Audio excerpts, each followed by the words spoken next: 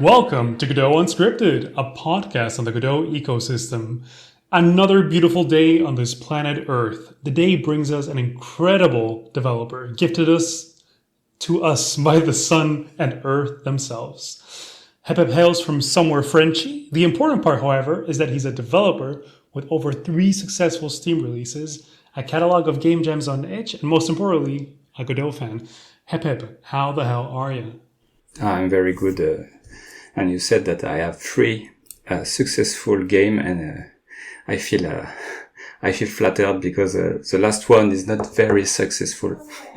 You mean HepHep fever? I mean, it's successful to my heart. Yes, it's a success to me too because I could do that all alone. So, but nobody knows yet. It's for me, the most admirable part is that you decided to reboot one of your Game Jam games from 2016, right? So yes, that's the most beautiful. But wait, hold up. We're getting ahead of ourselves. Let's start at the beginning a little bit. When did you first realize you were interested and invested in video games? It's always the same childhood dream. Yes, I love video game. I want to be a video game developer. But somehow I forgot this until the end of my studies, where I was unemployed, and I said to myself, okay, let's try to do some game because I have time. So I tried with SDL. I think it was a framework, very complicated because you have to do everything, you have to code everything. So I did some tutorials, but nothing more. And then again, several years later, I guess, I started to look at Unity, then Game Maker, and I was frustrated because both of them were not exactly what I searched. And I think it's, around the year 2018, I stumbled across a tutorial from a Game Maker YouTuber, Earthbeast, talking about Godot. And I thought that it was the perfect middle ground between Game Maker and Unity. And I guess, give it a try. And I did. And it was perfect. And so I started to do some little games on my own. And that's when all started. Nice. And it's crazy to me that you somehow forgot that you were into games until after you graduated from college. Yes, I realized recently that I forgot, but I've always had a foot into it because even I wasn't thinking about making games. I was trying to do a map in Half-Life with Aimer. I tried to do map in Warcraft 3. And I started some scripting to do a custom map with stories. But it wasn't like it was a vocation, a big dream. It was fun to me, and I didn't know really how to do that properly, so I tried on my own. At that time, there were no tutorials, not a lot of tutorials, so it was a bit of a struggling. For Aimer editor, for example, I had a big book of printed tutorial I found, all from the same guy. There was one expert in the topic on the internet, or I thought it was. So I printed all the tutorials and I was reading that because at that time internet was very slow and also very expensive because I'm old. So I needed to have that, let's say, offline. So yeah, I continued to try some stuff, creating game. It was always there, but I never realized before. Yes, a few years ago. That's insane. But as soon as you realized, you began with Unity, correct? Yes, because I had friends using Unity, and I think some games I knew were made with Unity, so I wanted to try. But at that time, it was very buggy and there was no autosave, so I was always lost Losing progress. Losing, yes, oh, sorry. Sorry, it's been a while since I talk in English. Yes, losing some progress, and it was very frustrating. And I did almost kind of a demo with Game Maker that was stable and maybe more easy to handle. But it was such a difficult path because I wanted to do everything on my own. So the sound I did all on my own, and I designed also the pixel art, and I was just starting, so it was very hard. It was very simple. I have a family that my brother and sisters are good with drawing, but I'm let's say average, because I'm not bad, but I'm average, and so doing that in addition to the code was very hard, and I even started to make pixel art on my mobile phone while I was at work during my break. I was in the bathroom designing characters. So because there is a little app that called Pixly, and Pixly was working perfectly on my phone. So since I was obsessed with that, I wanted to go further in the development, and I thought I had no time at home. So I started to work whenever I could. So yes, some of my most beautiful sprites were done in the bathroom. That's dedication, Jesus. You know, most people look at their phone, Instagram, TikTok, whatever, or just blogs on the internet. But you were designing pixel art. Yes, because at some point in my life, because I'm let's say my day job is developing software for embedded solution in automotive in C language. So it was interesting, but it became boring when the industry constraint came into the picture. So it became boring and restrictive. It's not very creative, and I needed some creative way to express me. So that's where the video games making was perfect. It was perfect for that, to let me express some artistic feelings. So hence the pixel art and stuff. Nice. And just to clarify, while working full-time, all this time, you in parallel have been doing game jams, designing your own games, publishing them? Yes, I chose the art path because I was working full-time. I have 2 kids, and I did most of my first real game run, The World in Between. I did it at night or in my car. Because in your car. Yes, I started at some point to bring at work my laptop, but I didn't want it to develop the game in front of my coworker during break, so I was in my car, and I was programming in my car. Yes, so in winter it was very hard because of the cold. It's hard to type. And obviously in the summer too, it was very hard because very hot in a car. So, but sometimes I needed to finish something. I couldn't get it out of my head. So I needed a way to do it. So even at night or in my car at lunch. Jesus Christ, respect, dedication, blood, sweat, and tears. Before we get into those main games, I do want to go over a little bit the game jams and smaller games. Yes.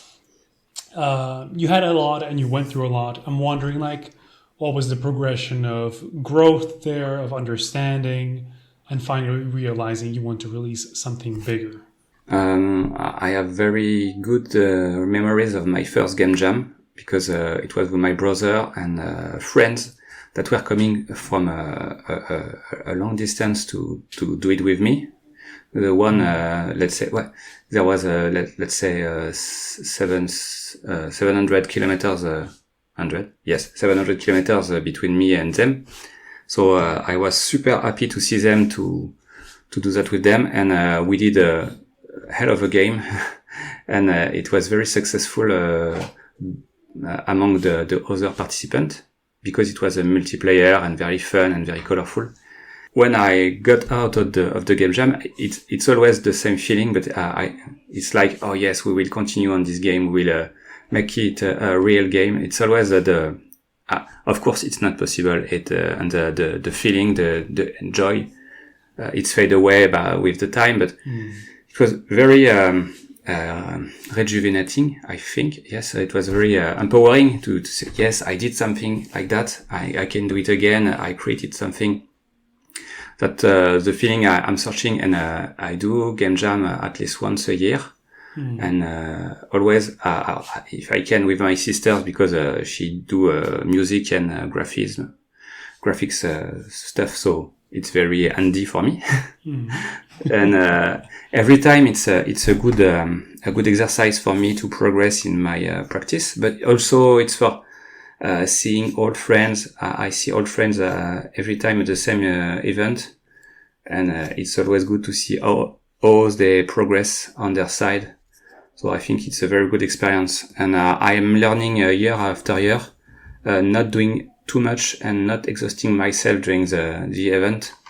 The first time I barely slept, but now I know my limits, and I know when I need to step back a little, and I think it's a good progress, maybe a better progress than if it was only technical, you know.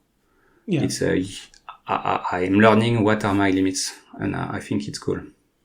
That's super important. I have a couple of questions here. What was that game specifically? The one that was... I'm not sure it's on my page, because maybe it's called Alien Wake Up Ritual. Yeah, it's on your GitHub page, but there's no game. I'm not sure there's a demo on itch.io. It's on the globalgamejam.org page. Yes. And it's, yes, the first game jam game. And I was super excited because it was really fun at that time.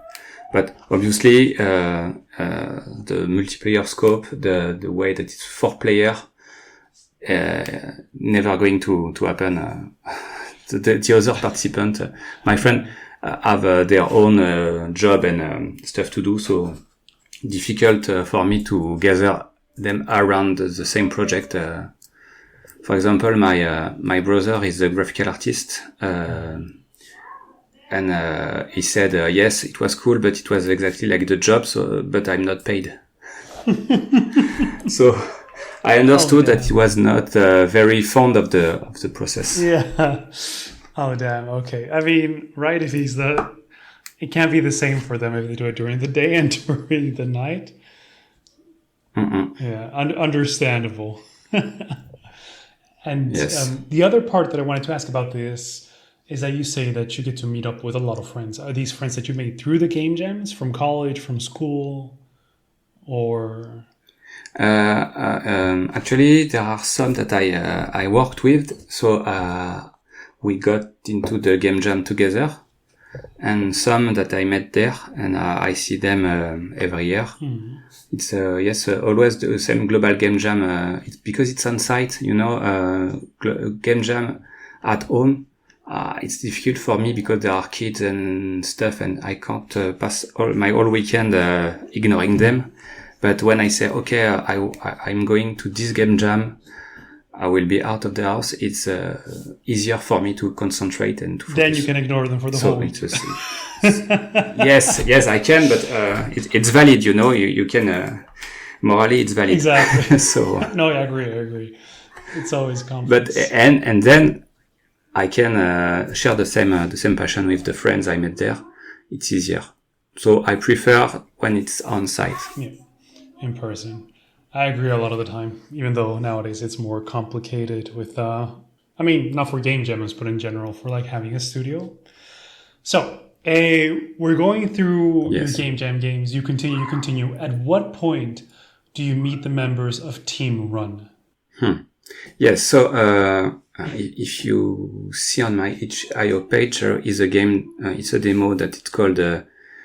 I don't remember the exact name. It's about the city, but It's weird, I don't remember. There's a bunch of them, so. It's like Big Adventure in Little City or something like that. Sorry, I will find the exact name because it's very old. Okay. It's called Micro Adventure in a Dark Alley. And I was doing this game, but it was very hard, and I did all of the graphics in the bathroom, as I said, and I'm feeling like, okay, doing both is very hard. And you can see from where you are, but I have tattoos, and it's been done by a very cool tattoo artist. And one time, there is a friend of mine that went there and said, I talked with your tattoo artist. He wants to make games, but he doesn't know how to code. And I say, great, because I don't know how to draw. So I contact him and I say, let's make game. So we say, okay, we meet, we discuss, and we start a project that is called Tamane Ginashi. It's not on my page too because we created a special page at the time, but I can send you the link. No, I found it. It looks quite nice. Okay. Oh, you're very, you're a good detective. Yes, the artwork are nice, all is very cute, but the team grows and grows because my friend, tattoo artist, Encre Mécanique, is also a streamer because with the COVID, he needs to diversify his activity. So he started to having some followers, and he found people that want to help in this community. So the team start to grow, and we arrive at a team of 10 people, and no, I can't code because I need to train them Project because they management. don't know Godot. I need to, yes, I'm the producer, the product management, I do wikis, I do wikis and stuff like that. It's very hard, very depressing, and the game doesn't progress, the development doesn't progress at all. And right after online meeting we did, Encre Mécanique, so he told me, okay, maybe we should stop for a while and start doing something else to ease the mind. Let's work only both of us, and we are going to make a little game. It will be 3 months of development, a little run and jump game. I say, okay, let's see. And right away, it became very fun and very enjoyable because I can code again and I can try stuff again with the engine. So it was very cool. And in 3 days, I got the main game loop working. So it was very, very cool, very motivating. And so we continue, and 2 years later, not 3 months, 2 years later, we got a game to release. Yeah, and I just wanted to mention for anybody listening to this, the original game, Tamanegi Nashi, is a platformer, right? And then Run, the Path of Earth, or the World in Between, yes, is also a platformer, and it has a lot of the same elements or similar elements to that original game.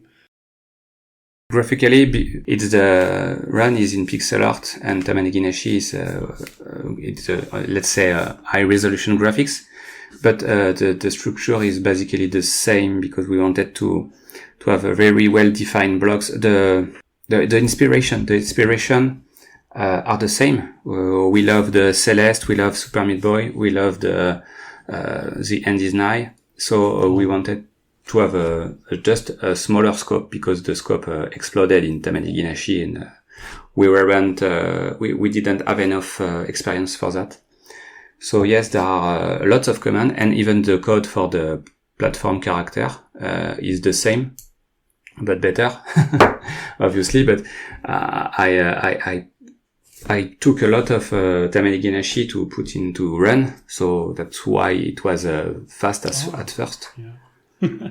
Oof, there's so many things to ask here. But first, let's ask towards Godot. So what were some of the best things creating this game that were like easier things to Godot?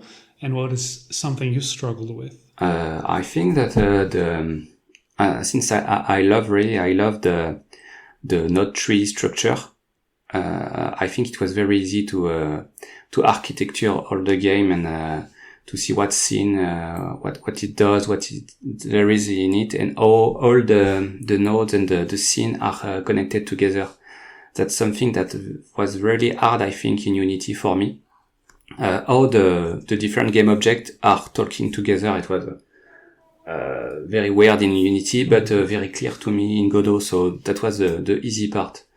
The hardest part, I guess, and I think it's not related to Godot at all, that was quality assurance, the test and the test and the test, and there was always something that didn't feel right, at least for the tester, not for me, because at that time I was not the guy who tests, because every time I finished the development or something, an addition to the game, it was very late. So okay, let's see. I put that in the Git repository, and I will see later. But my friend Acro Mechanic, it works at night. He works at night, so he could test at night. So I was working, let's say, during the day, and he was working during the night. So every morning I got stuff to change. Every morning when I wake up, okay, what I need to change now? So I had the work in progress for the day, and as doing a platformer following a tutorial is really easy, but doing a good platformer that feels right is very hard, I think. Mm-hmm. No, I agree. Right, it's always the making something good versus something great. I want to go back to you mentioning managing 10 people, and I think you took the right choice, right? It's always much better to work from something small, stable, that can actually deliver, and then slowly over time increment your team. Yeah, how was it like telling the rest of the people, like, sorry guys, this project, not continuing with this? Actually, some of them we don't have any news since then, and it was 4 or 5 years ago. Since we have a Slack to discuss, and there has been no other message on the Slack since the day we decided to start something else. So I think they were relief to see that we forget them because some of them were in a complicated situation, I think, and they thought, okay, I don't have to do that, I can focus on other thing. So some of them we are still in contact with, but I think it's not something they have no grudge against us. Because if they wanted to help on Run, we would have totally say yes. But I think they were onto something else at that time. Yeah, and that's always complicated, right? If you want somebody that contributes to your project, most of the time, you want somebody who is there 100% as invested as you, but you can't demand that from somebody, and you can't expect it. So it's about handling expectations as well. Yes, of course. Since it was a no paid job, of course, you can't expect a lot from people. They are doing that on their spare time, so they are doing their max, I guess. And if they don't do more, that's because they don't want to. So yes, I prefer to do all by myself and take some time, but I can't. I'm not the man who will force people to do things, you know. So if you want to participate, okay, but I won't expect you to do the job on my at my place. I don't know if we can say that, but you can. Yeah, people can't do the job for me. Exactly. Yes. Yeah, I was about to ask. I was deciding between questions here because I got a couple. I want to ask about the procedural generation in the game because I find it interesting. How is it handled? Is it like by rooms, or not by rooms, but like by screens, by segments? How do you fit in together for it to actually be procedurally generated? Like, is it really random or like pseudo-random? I think it's pseudo-random because we thought that defining a good algorithm that would generate levels doable every time was too big for us, so we decided to do little chunk of level that we can do by hand, and we were sure that they were feasible, they were accomplishable. And so the main random generation we have is there is a selection of random level. I think there is 7 or 8 different, let's say, difficulties. We classify them in difficulties. So there is a first sorting, and then you get, let's say, 4 of the 8 chunk of level you sorted previously at the first run. And if you win, you gain one level a little bit harder, and you lose the let's say the oldest level chunk. So that is the first rule, that's how we do the progress. You have a pool of 8 chunk, and you get 4 of them random with a random sorting. Mm-hmm. And if you win, it's becoming a little harder. Right. And if you lose, if you die, you're forced to redo the same you died on. So we keep the chunk when you dead. When you die on a chunk, we keep it to obligate. Mandatory. It's mandatory to redo it again. Not at first, but it will be in the sorting of 4. Okay. So it allows us to help people progress on their difficulties. Nice. And I'm not sure if I'm clear, because in English it's no, I think it's pretty not clear. easy. Okay. Thank you for explaining. And there is another last rule. That's because if you win, you will have a new chunk, and the new chunk is forced to appear in the first sorting. Whether you will die or you will win, you will see. We want you to see the new chunk. So you won't think it's the same level over and over. Mm. Some people were disturbed at first with the game because they are playing 1 level, then 2 level, but they don't see the difference. Mm. So they thought it was always the same. There was a bug. Okay, that's interesting. So basically, that's it. Nice. Thank you for explaining that so much. Last question about this particular game. How did it feel to deliver it, to see the audience response, the positive reviews? Honestly, it was amazing, because it's not like I love itch.io, but it was our first game on Steam, and Steam is like for people who never made game, it was the big achievement, really. So releasing our game on Steam, seeing that lots of people were liking it, because with the community of Encre Mécanique, we got a lot of wishlist at first. And we managed to put the game in the hand of other streamers. Mm-hmm. So the day of the release, I spent my time at work on Twitch to see the people play, because that's why I do games. Actually, it's because I want to see people play with them, and even if they don't like it, it's okay. But it's better if they like it, of course. But I want to see people play, and to see if I'm able to make them feel what I'm feeling when I play a good game, Mm-hmm. I have a good game, it makes you have emotion, and I want to do that for people too. I want to produce emotion into people. Same here. That's beautiful.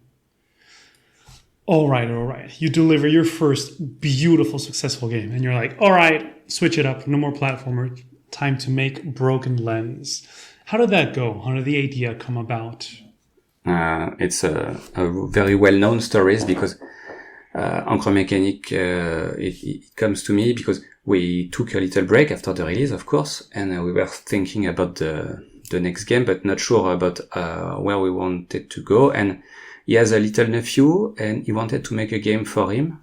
So he told me, let's do a little 3 months development on a game. It will be quick. It's very simple. And 2 years later, we have Broken Lens. So it was the same pattern. Okay, but then like when somebody says 3 months, you're like, 2 years, 2 years. Yes. Now I know. It's beautiful.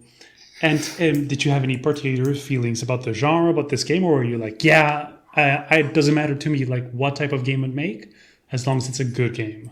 I wanted to do another thing beside platformers, because I wanted to test myself on another topic. And Encro Mechanic wanted to draw with his real art style, because he did pixel art for the first time for Run, and he was okay, it's cool, but I want to do the real drawing. He wanted to do the kind of drawing he does for the tattoos. Yeah. So the project was to be pleasant for everyone. And so we start with a little prototype, and I discovered that no, it's not that easy to have two different views with two different cameras and two different viewports, and to synchronize the input between them, and it becoming very complicated during the development, but still challenging, you know. So the type of gameplay, it was fixed. It was spot the difference. It was okay because we had a lot to do to make it pleasant and interesting, because usually spot the difference, it's a game for child in magazine. It was not a real game for some people. So we wanted to prove that we could do something good and interesting that way. We knew that there were also already hidden, not hidden forks, but Tiny Lens, I think it's Tiny Lens. It was in 3D. You can turn around the scenery when you play Tiny Lens, and we thought, okay, we are not good at 3D, so we will do 2D, but we want the same sort of stuff, so we want to be able to move the camera, and we will play with the parallax, so we can hide stuff behind trees, for example. So we started like that by we wanted to make a spot the difference, but in a good game. Yeah. And same question as before, how did it feel when you released this one and the feedback was positive as well? Did you feel like, I got this game thing down? Easy peasy. Yes, honestly, no, it was not easy peasy at all, because the first playtests were complicated, because it's very difficult to ramp up, to create a difficulty ramp in a game like that, because depending on the people, some difference were very easy to catch or not easy at all, even invisible for them. So it was very, very hard for us to make the game balanced, the difficulty balanced. So we decided that we will go for a game that was playing the same way for everyone, kids or grown up, and it was chill, it was simple, it was just charming. We never wanted to make a difficult game, but finding this balance was a bit hard, honestly. And technically also there are a lot of stuff that I needed to address, like having two separate sub viewports in Godot 3 to handle the inputs when you click. It was very, very complicated, and I also did a lot of work to include gamepad movement for the camera and the cursor, because I wanted the game to be enjoyable on Steam Deck, for example.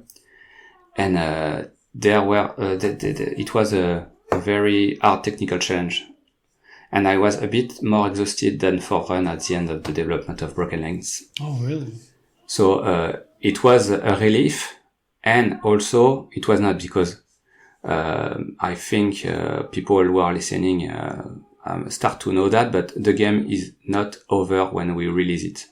It's only the beginning of the hard part, because we got player playing it, and we got all the technical stuff with optimization and low-end hardware.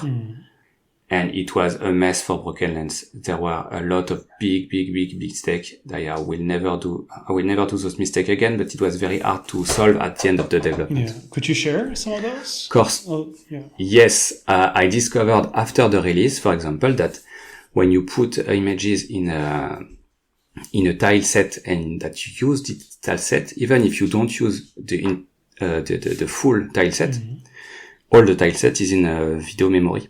Oh. So we have some images that were 15,000 pixels on this 15,000 pixels.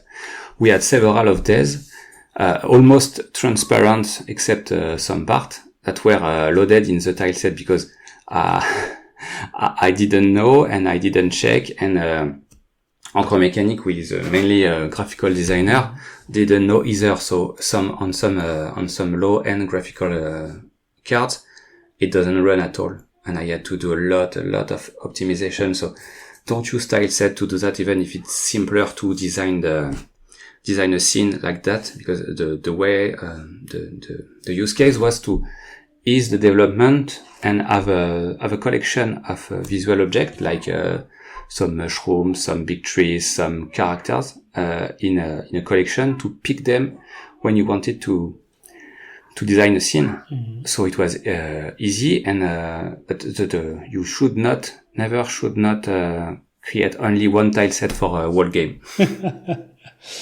Thank you. That's important to know. I didn't know that either. Yes. It was very depressing at that time because I thought that it wasn't going to go well, and of course, streamers that were playing the game, they had little complaints and some stuff. Oh, there is a little bug here, something like that. But the game was playing well on their big machines. But some people couldn't even start the game, and I was more worried about them. Of course. So it was complicated to balance this situation. Damn. I see there's publisher involvement for this and the previous game. Did you get picked up by publishers? No, for the first game, we met a beautiful person that is Thomas Altenberger, sorry. That is the main programmer of Scourgebringer. I don't know if you know. They made Neurovoider also. It's Flying Hawk Games. Yeah. And so they met us through the streaming. We became sort of friends, and then maybe business partner, because they helped us with Steam and with the release of the game, because they hosted the game on their Steam page, and they made us meet some publisher for Run the World in Between to help us with the Switch port, Nintendo Switch port. So they paid for that, and so it was a very great experience, because I could I forgot the name, but the word, but when you describe it. What is it? Yes, okay, I found it. I could show off in front of my kids' friends. Yes, I made a game on Nintendo Switch. Ooh. Yes, I'm this kind of dad. So I was very proud. It was very cool, and but I couldn't have the same opportunities for Broken Lens, because for Broken Lens we didn't want it to be with the same publisher again. We wanted to do the thing on our own to test us, and we thought it was a little game, so it was okay. But we stayed with Flying Hawks game, because they were friends and they were helping us with the Steam page and all. So it was very reassuring for us, because we didn't have to create a studio or something like that. We are all self-employed in the team, and we have an artist contract with Flying Hawks game, and so they are our micro publisher, I guess. That's what it's called. Cool. That's super nice. And then let's talk about your newest game in Godot, HepHep Fever Retold.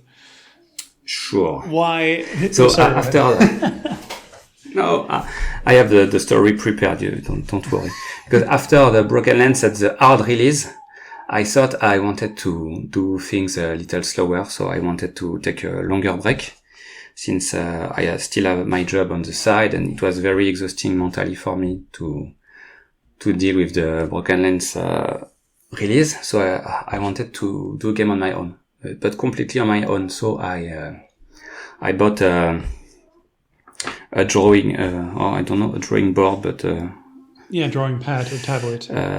Drawing pad, tablet, to do the drawing myself. And I thought, yes, what do I want to do for a game? And I thought,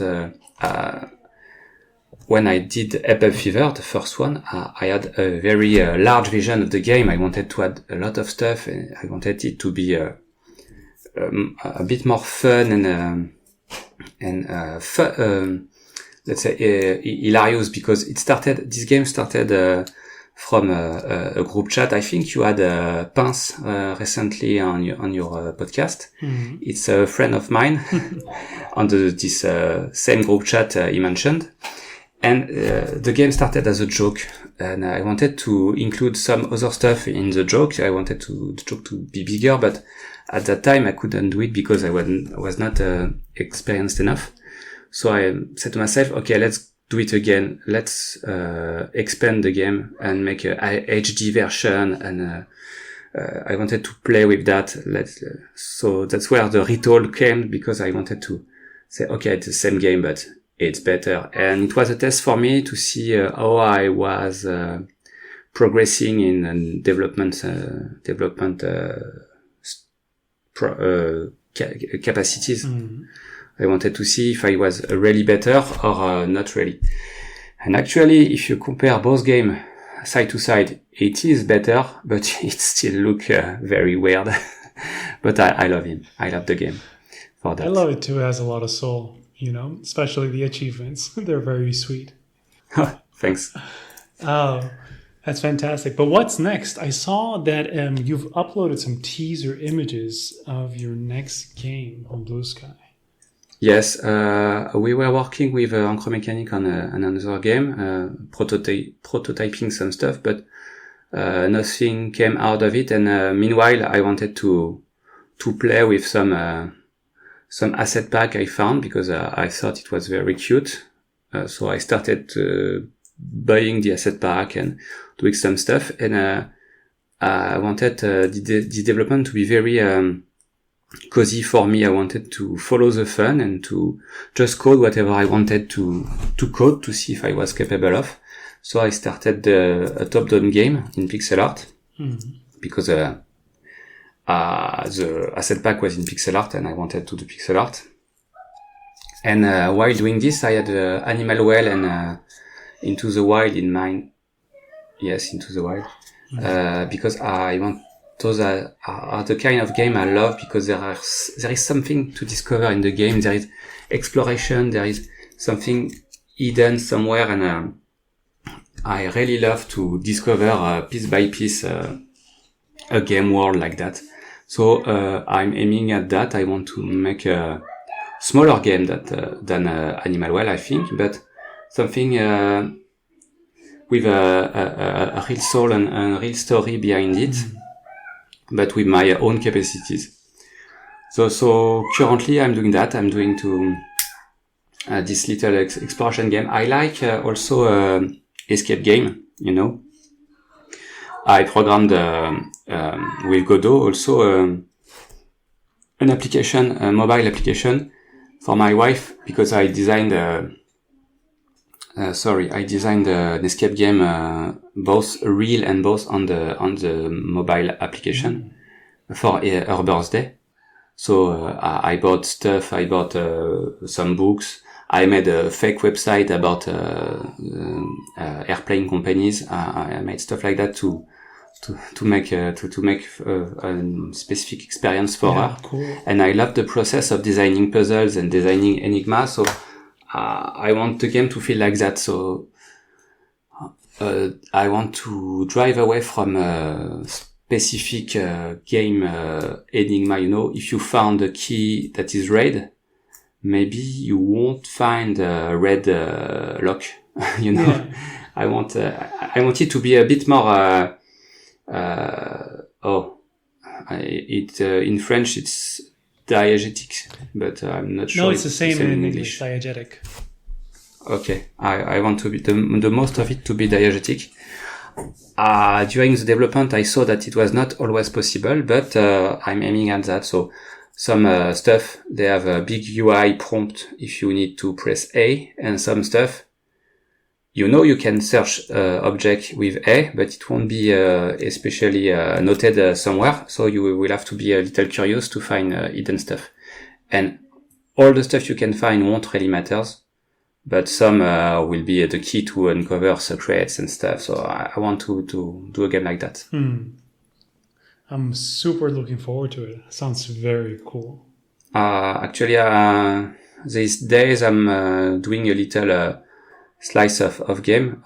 That's not really a full vertical slice because it will be very short, but it's to make people play and see if they feel it pleasant to play. I don't want them to spend 2 hours on it, but just to test and to say, okay, it was very good.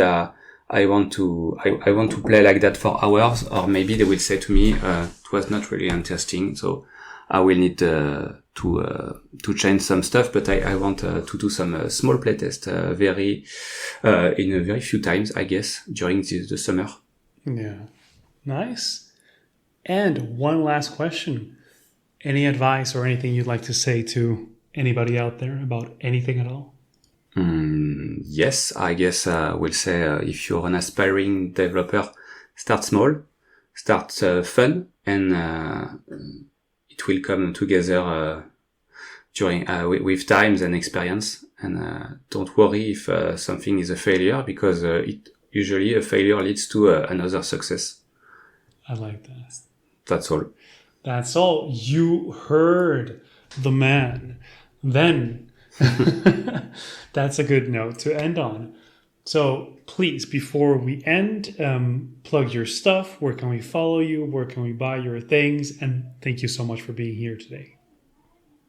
Okay, so most of my games, the free games we talked about, are on Steam, so you can find that by typing their where name in Google. So Run the World in Between, please not type only Run because you won't find anything, but Run the World in Between, it's okay. There will be also Broken Lands still on Steam. We have HepHep Fever Ritual that is very cheap on Steam and completely free on itch.io. And if you want to follow me, there is my Blue Sky account, and it's only HepHep. I think it's HepHep or HepHep Team. It's HepHep Team. I'm very bad to... I'll link it below. Okay, I'm so bad to marketing myself. But yeah, HepHep Team, you can follow me. I speak in French or in English. It depends. Thank you so much for everything. Thank you. Thank you for having me. Absolutely. And thank you to everyone who stopped by to listen today. This was Godot Unscripted. Cue free. I as I was stalking you through everything, and I was also stalking in, I forgot his name, Ancré Macnique? Ancromechanic, yes, it's mean mechanical ink. Yeah, and I was checking his tattoos that he does on Instagram and TikTok and everything, because they're super fucking cool as well, and his streaming and his YouTube and everything. And then yes, his streaming is French only, so it's a bit complicated to get into it if you're français, you know. Yes. Because I was sorry. Go ahead. Okay. Even if you speak French, he's not speaking French. He's speaking completely fucked up French, so it's difficult to follow, I guess. But the tattoos are very good, and it's too bad because he doesn't move very often. He doesn't do very. He's not a kind of tattoo artist who travels a lot. But if you came to Paris and you want a tattoo, it's not really far. Okay, maybe. I just hate Paris so much. I've been there twice or thrice, I think. Yes. No, I hate the city. Like, I love France. Yes, but we also hate Paris. You know, it's so hard to go there. We have the big train line there, so we are forced to go there. But I hate Paris. Yeah. Same. It's like the big city. I'm currently in Berlin, so it's the same thing. What else did I want to say? I wanted to say that I'm also looking for an artist, and I want to say how happy I am for you and how lucky you are. Like, you have so many contacts or people that are willing and happy to work in games with you. Yes, I'm gifted because my sister, my tattoo artist, everyone is drawing for me. It's super cool. But I say to people, even if you don't know how to draw, just try it, and it will become some sort of trademark. You know, it's not very beautiful, but it's my expression, my graphical expression. So that's what I said to me with HepHep Fever Ritual. Okay, it's ugly, but it's mine, and I'm proud of it. Yeah. I'm like you in the sense that we develop games for the same reason, but I want to do it as a full-time job. So I'm constantly looking to see how I can make it a successful business.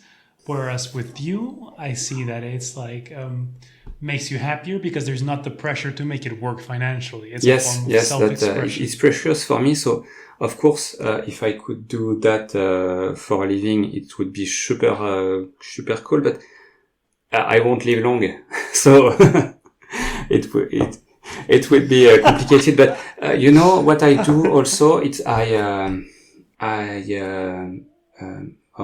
forgot the word already, but I contribute to the French Discord, the French helping Discord for Godot a lot. That helps me feel the same as if I was programming. I solve I solve problems for other people, and it feels good. And I do even some tutoring. I pay tutoring, paid by hour. I say to people how they can improve. I teach them things, and I read some codes also. I do a code review, and it helps me feel a real game developer, because it's not only some game in my